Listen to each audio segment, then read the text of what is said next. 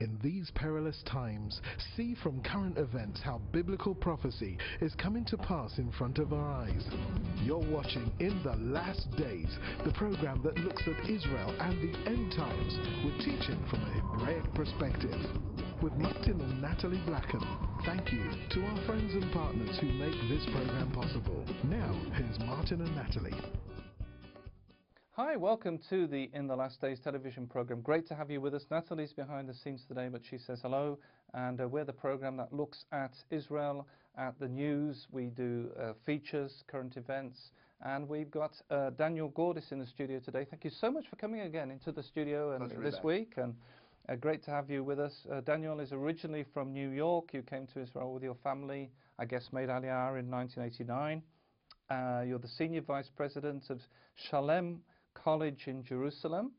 You're an author and writer for the New York Times and the Jerusalem Post and the Times of Israel, amongst other publications. Your book, How the Jewish People Can Win a War That May Never End, won the National Jewish Book Award in 2009. And your latest book is Menachem Begin, which we'll be talking about on the program today. Menachem Begin, The Battle for Israel's Soul. And they can get that on Amazon. That's the best place to get it. If you'd like a copy of the book, go to Amazon where you can order that. And by the way, you need to have this on your bookshelf because it's not just a book about Menachem Begin, it's also about the story of Israel, how it's, because he was so much involved, when I say Israel, in the creation of the state of Israel, the current state. And you can find out so much of the history and learn so much from the book. So get hold of that book. And you also being featured in the Jerusalem Post as in the top 50 most influential Jews of 2014, which, by the way, includes people like Steven Spielberg and other such celebrities. Yeah. So we were talking on the show last week about the impact of Menachem Begin, his impact in stopping civil war from happening in Israel, and we were talking a bit about the witnesses. You were able to get hold of eyewitnesses to the events of what happened in the book. So maybe you can tell us a bit about the research you did, and as we start the program, and some of the. I know that a book of, takes such a lot of work. You know, the people, maybe some people at home will know this. Natalie will know this. That a book is not just something that lands on your desk. No, it does not. But is a huge amount of work. So I think one of the things that's fascinating about Begin is when you learn Begin, you learn Israel. Writing a history of Begin is really writing a history of Israel. And as you point out, there are many different witnesses still around because it's a very young country. This is a country really still in liftoff. I mean, in certain ways, when you go to downtown Tel Aviv and you see all the skyscrapers and you hear about all the high tech, it feels like a country that's definitely at cruising altitude. But when there is a country where there are still thousands and thousands and thousands of people who are around at the time of its foundation, you know that you're really seeing the very, very early stages of this country. And I think that Begin's life, when you think about what Israel was going to become, was committed to several things. Committed, first of all, to this notion that Jews could not be victims anymore. He had grown up in a town in Poland called Brisk-Litovsk, which he had seen invaded by the Germans and the Russians and so on and so forth. And the town was bounced back and forth until the Germans completely destroyed it, of course, killing his mother and his father and his brother. And I think that part of what animated Menachem Begin throughout his life was a sense that the days of Jewish victimhood were over. Right before he invaded Lebanon in 1982, which was not considered in retrospect to have been the greatest military move of his career, it was prompted by the fact that Jewish children were going to sleep in bomb shelters every night in the north of this country. And he said, enough. We did not found a country for Jewish kids to go to sleep crying and clutching their parents sleeping in bomb shelters. We were going to put a stop to this. Now, it proved to be much more complicated to fight an insurgency in Lebanon than he had anticipated, just as the United States found it very complicated to fight an insurgency in Iraq and Afghanistan. We're in a new era of war making, and civilized countries are still working out what it means to fight them. But the end of Jewish victimhood was clearly one of the animating things, and everybody that I spoke to as I interviewed people focused on that. Another issue that they focused on, which is the reason for the subtitle of the book, which is The Battle for Israel's Soul, was his Jewishness. He was deeply committed to the position that if Israel wasn't a country profoundly Jewish in its soul, at its very core, then what was the point? Just to have a democracy in the Middle East with a lot of Jews running around in it didn't seem to him to be of great value. It only mattered if the country that we founded was deeply Jewish. Now, how did that get expression? He quoted the Bible all the time. And when he was in the Knesset, in Israel's parliament, arguing first with David Ben-Gurion and then with other political opponents after Ben-Gurion retired, Begin quoted the Bible constantly. And he quoted the Talmud and so on and so forth. He didn't quote it as a kind of a literary flourish. It wasn't like opening up a book of quotes, what can I say that'll actually sound authentic? No, for him the Bible was the book that had shaped the Jewish people from its very get-go. And so if in 1980, 81, 82, or 77, whenever, when he was prime minister, the discourse wasn't about the Jewish people using language from the prophets and from others in the Bible who had shaped the way the Jews thought and spoke for thousands of years, then what was the point? He was the one who said that El Al, Israel's national airline, should not fly on Shabbat. And El Al said it's not possible, you can't become a viable airline, you're going to lose business, it's really going to destroy us. And he said basically, El Al will figure out a way of making a go of it. The Jewish people has never figured out a way of making a go of it without Shabbat being central in the Jewish people's consciousness. There were many, many, many such examples. So he was, by the way, a great value that he got from the Bible also was this notion that the divisions between Jews that everybody points to today, Sephardic and Ashkenazic, in other words, from European descent as opposed to North African descent, religious, secular, not interesting. There's a Jewish people. The Jewish people care and are committed to the entire Jewish people, and those other subdivisions don't matter. He is not buried on Mount Herzl. He is not buried in what is Israel's equivalent of what in America is Arlington National Cemetery, or in London, some of these cemeteries that hold all of the great leaders of England and the great poets and writers and so forth. He's buried on the Mount of Olives, right next to two relatively, for most of our viewers at least, unknown fighters who had the last names of Feinstein and Barazani. Feinstein, as you can tell from the name, was a European young man. Barazani, as you can probably hear from the name, was a man of actually Iraqi extraction. One light-skinned, one dark-skinned, one for the Irgun, one from the Lehi. And they had committed suicide together in a British prison rather than be hanged. They took a grenade, hugged it between them, and pulled the pin the night before they were to be hanged to take away from the British the opportunity, so to speak, to kill these two Jews. And they were kind of became iconic figures. But when they opened up Begin's will, which was about 5 lines long, written, and there's actually a photograph of it inside the book, he said basically, what I want is to be buried next to Feinstein and Barazani. Now at this point, his wife had predeceased him, Eliza, so she was already buried there. So everybody knew where he was going to be buried. But that was what he wanted, not to be next to all the great prime ministers who were buried, on Mount Herzl, our national cemetery, to be buried simply, just wrapped in a talit, a Jewish prayer shawl, put into the earth with no speeches, just Kaddish, our prayer for the mourning moments, and buried next to two guys who represented the unity of the Jewish people. And so there was in Begin's life a commitment to no more Jewish victimhood, a commitment to the Jewish soul of the State of Israel, a commitment to the Jewish people being one, regardless of its background, how religious, and so forth. The last thing I'll mention that I think is also really important is that for all that he's described, because his nemesis, of course, David Ben-Gurion, is the one who so far has written the history of Israel. So Begin is described sort of as the bandit that blew up the King David Hotel building, which was actually a British military headquarters at that point, the bandit who ordered the hanging of 2 British sergeants, which he himself said was a kind of a very morally questionable act, but it brought to an utter halt the hanging of Jews by the British. They never hanged anybody again in Palestine. But in addition to all of that, he was actually the main watchguard for the rule of law in Israel. He was a lawyer by training, and he often accused his political opponents of playing fast and loose. He was, as our viewers may or may not know, a supporter of the settlement project, which was very different back then. It wasn't quite nearly so internationally complex as it is now, but it was within Israel quite controversial.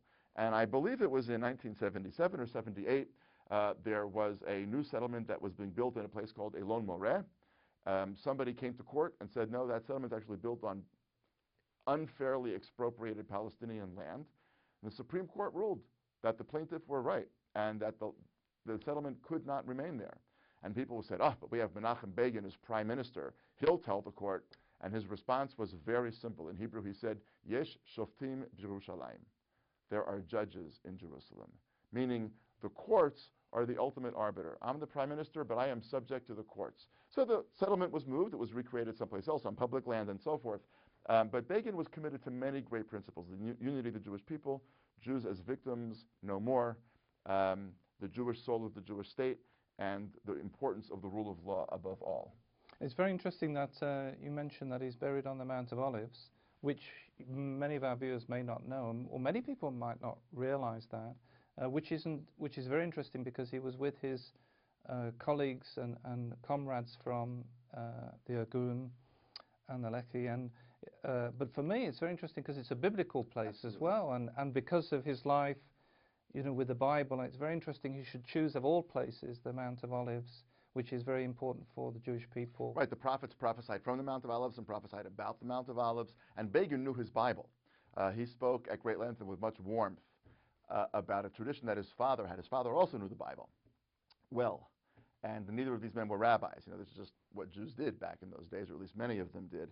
His father had a little game that he would play with the kids around the dinner table, which was that they would start any biblical verse, and he had to know how to complete it. And Begin, I believe, could have done the same thing with his children. I don't know that he did that game with them, but he could have. He knew the Bible inside and out. And so, yes, he picked the Mount of Olives technically because Feinstein and Barazani were buried there, but he knew very well that this was a mountain, in a certain sense, infinitely more Jewish than Mount Herzl. Right? Mount Herzl was very Israeli, but the Mount of Olives was very Jewish. And I think that goes back to his whole point. There's no point being Israel if it doesn't have a deeply Jewish soul. So there were many layers of reverberation and kind of literary allusion in his choice to be buried on the Mount of Olives, from which, of course, as you know, you can look across the valley and see all of Jerusalem, the old city and the new city, and I don't believe that he believed that he'd be able to look out and see. But he certainly knew that those people who came to visit his grave, which I, of course, have done, I just felt writing the book that you needed to be near the graveside of the person who you're spending so much time thinking about. Was that very moving? It was very moving. It was very moving. The first time especially.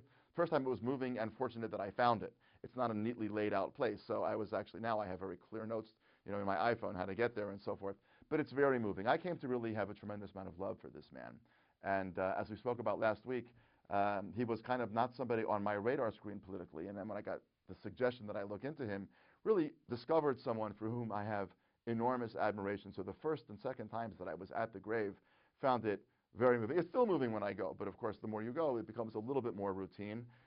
He was extraordinary, but as I was saying a minute ago, when you stand on the Mount of Olives, and so even if he can't see, because he's no longer with us, those who come to visit him can see and look out and see Jerusalem completely rebuilt. And if we're talking about the prophets in the days of old, don't forget the prophet said there will come the day where there will be in the cities of Jerusalem the sounds of joy and gladness, bridegroom and bride. And if you stand on the Mount of Olives and look out towards Jerusalem, the likelihood is that somewhere in that view there are bridegrooms and brides dancing at wedding festivities, especially if you're out there in the early evening. The story of the rebirth of Israel is a great miracle. There's no real question about that. And one of the great movers behind that miracle is Menachem Begin. Now, a lot of our viewers will be very interested in his connection with the evangelical Christian community in Israel, and in particular his involvement with the Christian embassy. The Christians who decided to, because the embassies were being moved from Jerusalem to Tel Aviv. In fact, I think they're all. I don't think there's anybody here now. There's consulates when you come to visit Jerusalem. You'll see there are consulates from the different countries, but they're not actually embassies. But the Christians felt very strongly, even to today, that there should be an embassy to represent the love and the warmth of Christian Zionists towards Israel. And maybe you can tell us a bit about that, because he actually came to the opening of it, I believe. He did. He did come to the opening of the Christian embassy, which surprised some people. Because here was the guy who was this little Polish gentleman, very traditional, very religious, well, it's with him and Christian evangelicals. But as we've spoken about in the past, he had a tremendous sense that these were people who were in partnership with him. He was deeply committed to the Word of God. They were committed to the Word of God. He was committed to the Bible. They were obviously deeply committed to the Bible. Sad but true, many of those Christian evangelicals knew the Bible much better than many of the secular Israelis who were his supporters. So he had a tremendous sense of kinship. People were always trying to tease out with Begin because he wasn't classically Orthodox. He had his own little individualized brand of combinations of things. So what does the guy really believe? And one of the cases, when people really tried to tease it out, was you and I had occasion to talk about the attack in June 1981 on the Osirak nuclear reactor when he sent these 8 planes to destroy it. They came back, and people were talking about it as an unbelievable miracle. I mean, 8 Jewish boys flying these rickety airplanes. I mean, they were pretty sophisticated planes, but they're tiny. All across these foreign countries, they hit the targets completely, came back safely. Does Begin think this was a miracle, or does Begin think this is because of the Israeli Air Force? And they asked him, how do you explain this? And he said, thank God we have pilots like these. Meaning he was kind of dodging the question. And he believed in a kind of a combination. He definitely believed that God believed that the Jewish people belonged back in its native land. He believed that with absolute unmitigated faith. And yet he also knew that faith alone in this neighborhood was not going to sustain you. And there was in his life a very great combination to what he tried to make a moral use of Jewish power and yet coupled with a deep sense of Jewish belief. And so at a time, as you pointed out so correctly, when so many countries were moving their embassies out of Jerusalem to Tel Aviv, and Israel was feeling more and more isolated, when the evangelical Christians built an embassy in Jerusalem, and I say in quotation marks because it's not really an embassy, I've been there many times, it's a wonderful place, and the people that work there are terrific supporters of Israel and scholarly and do tremendous work. What he was basically saying, what they were saying to Begin is, we're not an embassy in the classic sense, but we are a big part of the world. A big part of the Western world is Christian people. And we want you to know that the Christian people that we represent believe that our home in your land should be in Jerusalem. He was very moved. And there's a whole series of letters, by the way, between him and the leaders of the Christian embassy when he retired. He retired very much a broken man. His wife, Eliza, had died. He had not even been here. He had been in Los Angeles giving a speech or getting ready to give a speech and felt very guilty that he had abandoned her. And that brought back older senses of guilt about abandoning because he abandoned his parents in Poland and fled with Eliza to Russia. They were killed by the Germans. This consumed part of his soul for a good part of his life. Not that he did anything wrong, by the way. I mean, he was running a lot of very important organizations. He needed to be where he needed to be. But he felt very conflicted. And then he had gotten involved in the war in Lebanon, and the opponents of the war were putting up outside his window the number of Israeli dead in the army every day. It was eating him alive. In fact, his advisor said, we can move them. They can be moved down the street. You don't have to get up in the morning and see that first thing. And he said, no, they have a right to be on the sidewalk. That goes back to this rule of law that we were talking about before. And he was failing physically. He had many different ailments, a series of surgeries. And in 1982, he basically called in Yechiel Kadishai, who was his right-hand man, and said, Ani lo yachol yoter. I just can't do it anymore. And he retired. He retired very much alone, very broken, very worried that the economy in Israel was not doing well. Israel was now mired in a war that he thought would be very quick, and of course it took a very long time. It took 18 years to get Israel out of that war eventually. Ehud Barak was the one who got us out in 2000. And the Christian embassy and its leadership and members wrote him unbelievably moving letters. And he received letters from all over the world, the vast majority of which he didn't bother responding to. He was a broken man. He didn't have the strength to sit there all day long and write letters. But he did write back to the members of the Christian embassy and thank them for their support, thank them for their love, and thank them for the partnership that he saw them having. So a very religious Jew, a very traditional Jew, a very committed Jew, and I would say probably a Jew who felt that one's first allegiance is to the Jewish people before anyone else, and yet someone who saw himself in deep partnership with Christians of faith across the world. He was invited, particularly in the United States, as far as I know, to speak to Christian groups. He spoke to Christian groups all over the world. He actually spoke to Christian groups also in South Africa.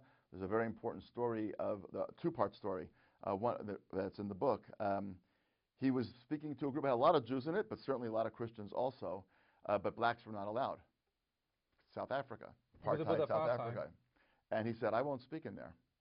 I will not speak in a hall in which blacks are not allowed to speak. And there was a whole big to-do, but eventually the government backed down. And it was one of those rare occasions when actually colored people were allowed into that hall for a completely, quote-unquote, white evening. And it just shows what happens when truth stands up to power. In other words, at a certain point, the government just, what were they going to do? Here was a guy representing a foreign country. He wasn't prime minister yet, but he was in the head of the opposition. And it just goes to show you when a person has the moral fiber, and he would, of course, base that completely on the Bible. Right? All people being created in God's image, color of your skin makes no difference. Just not going to speak in a place where, because of the color of their skin, people can't speak. They had arranged for him to be carried either to the hall or from the hall or in some other place, but during these visits to South Africa, in a rickshaw, he refused to get in. He said, I'm not going to be carried by a human being. I'll put me in a car. So he was a person who spoke to audiences, Christian and Jewish, mixed all over the world. He spoke to Christian audiences in the United States, and as you know, he spoke to Christian audiences here in Israel. He spoke to the world. I mean, he really saw himself as an ambassador to the world when he went to Stockholm to get the Nobel Peace Prize. Interestingly enough, he won it with Anwar Sadat. Anwar Sadat refused to go. He was afraid that he would be killed. So he refused to attend the ceremony. He sent his son-in-law instead. Begin went himself, and he spoke really not to the people assembled in Stockholm, and he certainly didn't speak to Jews. He spoke to the world. The world is mostly not Jewish. He spoke to the world and spoke about the vision of peace that's deeply rooted in the Bible. So he felt that as a man of the Jewish people and as a man deeply rooted in the Bible, he and the Jewish people had something to say because of the prophets and because of God's word to the Jews and so forth, to people all over the world. And he was unabashed and delighted to speak to people of faith wherever they came from. You've just mentioned something very, very interesting, was when there was the invitation of the president of Egypt. Anwar Sadat. Yeah, Sadat came, which was a lot of Jewish people couldn't believe that he could come with everything that was happening. And even today, it's like you imagine somebody coming from Egypt, or the president, or from an Arab country coming to Ben Gurion, and maybe you can tell us a bit about that, because that was very interesting. Because what could have happened, or what it could have been a terrorist attack. Correct. Well, actually, there were people that were worried about that. We'll come to that in just 1 second. But Begin made overtures to Sadat. There had been some overtures, by the way, even prior to Begin's tenure. Israel and Egypt were beginning to feel each other out a little bit. Don't forget, Egypt had attacked Israel in '67, been roundly defeated, attacked in '73, made some pretty good gains into the Sinai, and the Syrians made gains from the north into the Golan. There was a couple of days here when people were really wondering if this was curtains, but then the Israeli army really, in a magisterial series of strategic moves, was able to push back the Syrians in the north and the Egyptians in the south, and the Syrians were utterly devastated. That's 1973. By 1975, 76, Sadat understands that he's never going to defeat Israel militarily, and if he wants the Sinai back, he's going to have to negotiate for it. And so there's some talk before Begin comes to power, but of course in Israeli history, one of the great ironies is it's always a right-wing prime minister who can make a deal. Everybody thinks that, of course, if we can only elect a left-wing person, we'll have peace. But precisely the opposite is true, because if the left-wing prime minister makes a deal, the center and the right don't trust him to make a good enough deal if they're giving away the store. If a right-wing prime minister like Menachem Begin or Ariel Sharon makes a deal, what's the left going to say? You're being, what? They can't really say much. So the chances, ironically, grew when a right-wing prime minister like Begin was elected for the first time and toppled Israel's Labor Party. There were some feelers that were put out. Romania's Ceausescu actually played a role in all of this, believe it or not, kind of filtering messages back and forth. And then, of course, Sadat made his public statement, I would be willing to go to Jerusalem and speak to the Israeli people. Begin immediately said, you're welcome to come, and they worked it out. Again, apropos our previous conversation, he insisted that Sadat's plane not land until after Shabbat. It landed on a Saturday night. He said, you're not landing on Shabbat. You're allowed to fly on Shabbat, but we're not allowed to go greet you on Shabbat. And so, but there were many Israelis who thought, what is this? I mean, how do we know what this plane is really going to be carrying? And the military was on very high alert. And unbeknownst to Sadat and most Israelis, that as Sadat comes out, the door of the plane opens up, and he stands there, and the bands are playing, and everybody's clapping and shaking hands. Nobody really knew where Egyptian, everybody knew that all of the heads of Israel's government were going to be standing there on the tarmac. So Israelis were worried. Are there going to be Egyptian commandos inside the plane who are going to come storming out of the plane and just take out Israel's government? Nobody had any idea. There were some generals who were very worried. And unbeknownst to most, on the rooftop of the old building, which is now Terminal 1 or 2, whatever it is, there were Israeli sharpshooters all along the roof, ready to take out these Egyptian commanders who were not there, of course, and thank God. And for all of the give and take that there was in Israeli society about whether this was a good deal or a not good deal, the deal has stuck. It's pretty amazing.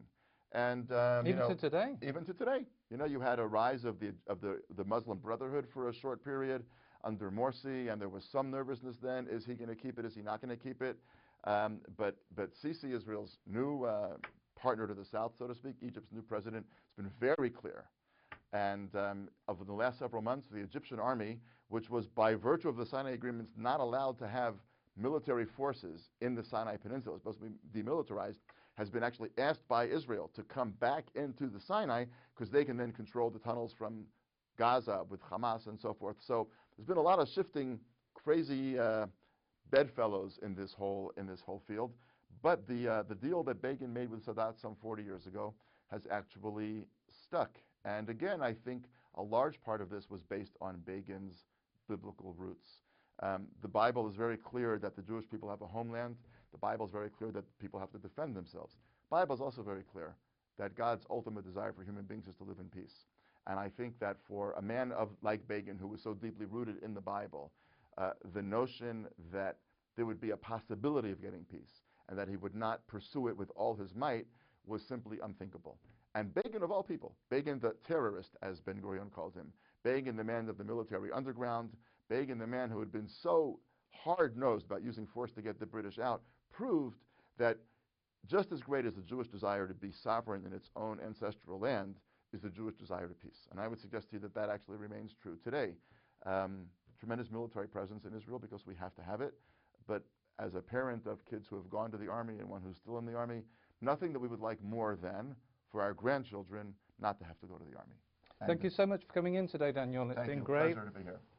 Don't forget to get hold of the book, Menachem Begin, The Battle for Israel's Soul, that Daniel's written. That's Daniel Gordis. You can get it on Amazon.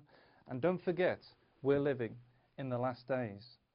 You've been watching In the Last Days, a TV program with Martin and Natalie Blackham, the program that looks at Israel and the end times with teaching from a Hebraic perspective. If you would like to financially support the program or find out about conferences, meetings or ministry products, then please contact us with the details on your screen. Visit our easy-to-use website at www.inthelastdays.com and register for our free e-newsletter. Get the latest news from Israel, product information, online video teaching, or watch today's TV program at a time that's convenient to you. Thank you again, friends and partners, for making this program possible. See you same time, same station for the next program from In the Last Days.